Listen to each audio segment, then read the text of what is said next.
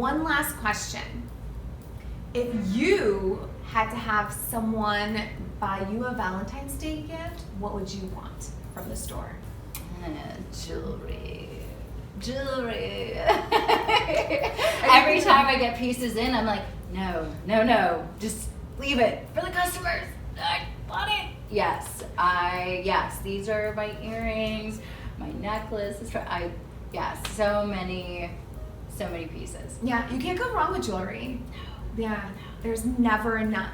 Never enough. No one said there's never enough jewelry. Right?